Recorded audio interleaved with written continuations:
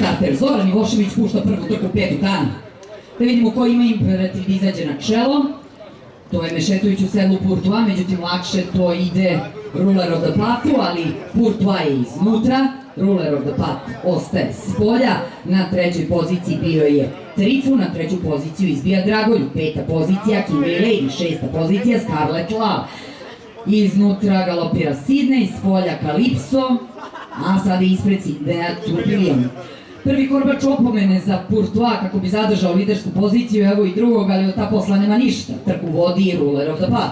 Prati ga Kimberly Lady. Još jedan korbač za Courtois, ali obilazi ga i Dragoljub.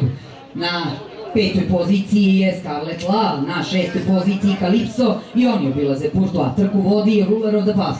Ruler of the Pass ima dve dužine prednosti u odnosu na Kimberly Lady. Na trećoj poziciji galopira Dragoljub, na četvrtoj poziciji napreduje Scarlet Love, prati to Calypso koji je 3/4 dužine konjskog tela iza. Tourbillon je negde na sredini, dobija korbača opomene od svog jahača Kristijana Njezija, ali čini se da je zaostatak dosta veliki, no možda za njega klasnom i nije toliko. Ruler of the Pat odustaje, a s polja ide Scarlet Love. Scarlet Love, Ruler of the Pat. Scarlet Love, Ruler of the Pat. Scarlet Love, Dragoljub. Scarlet Love, Dragoljub, pardon, Scarlet Love, Dragoljuba, Ruler je odustao. S polja ide Calypso. Scarlet Love hrli ka prvom triumfu na Beogradskom pesku, ali s polja su se suštili svi.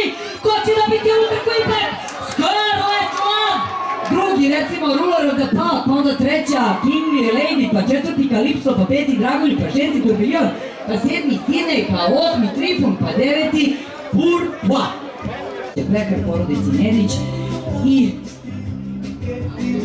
da vidimo kome odlazi Pekar u ruke. U svakom slučaju porodici Nedić odlazi Pekar u ruke, grlo trči za konjički klub Šendeković. Jedan aplauz za Scarlet Love i Darka Ljubomirovića.